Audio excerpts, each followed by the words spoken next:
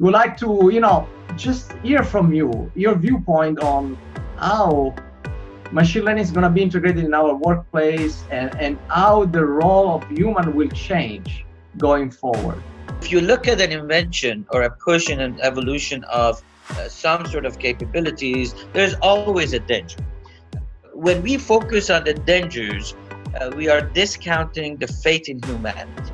Would something go wrong? Absolutely. Are there hackers? Absolutely. Are they using our information? Absolutely. Are there fears to be considered? Yes. But the opposite side of it is this, what I call a partnership with the machine.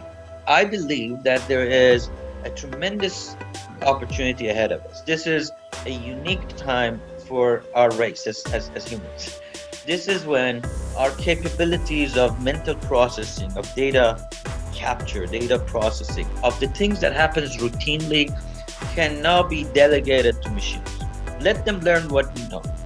Take away the taxing work of our brain trying to get more insight, because with thousands of virtual machines, hundreds of processing instances, many ways of changing the frame of reference, of looking at the data, a lot more insight and intelligence can be discovered than we could do in a very rapid manner. If then that can fuel our creativity and our innovation, we have now been empowered to create something, a world that we have never been able to do. Because our innovation, in my opinion, is really creating new value. That is, when Henry Ford created the car, as opposed to improving the horse, that was new value developed. But if you ask the people, they would say, I want a faster horse, I want a stronger horse. If you look at candles, if you had asked me what kind of candles do I want, I would say one that would last longer. I would say, well, I want electricity to replace the candle. So electricity is innovation, car is innovation, improving a candle or a horse is not innovation.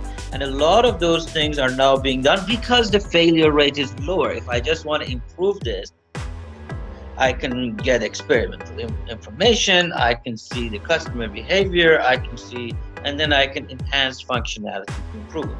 If you're trying to push the envelope, if you're trying to be innovative and build new value and create new things, you're doomed to fail. If you don't fail, you're not pushing hard enough.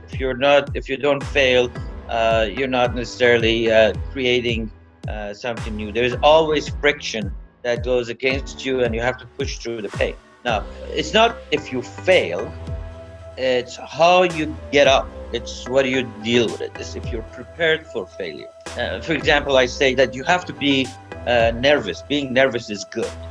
People say, well, why is being nervous good? It's good because you realize that what you're about to do is important. If you're not nervous, that means that you're not pushing yourself. You're not pushing what you're going to deliver. You're not enhancing where you are or where you're going. And obviously, when you're nervous of failure.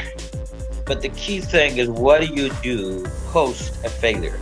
So a failure is only a failure if you do not learn from it.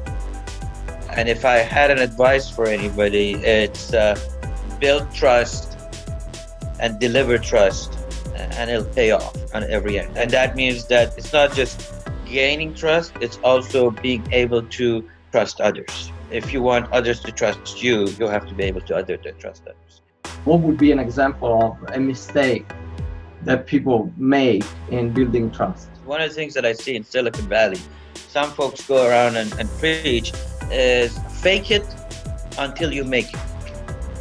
That is, they don't have anything, they're trying to kind of get from here to there. It's just kind of and that may work for a little bit, but it doesn't work for the long time. It assumes that the customers are stupid.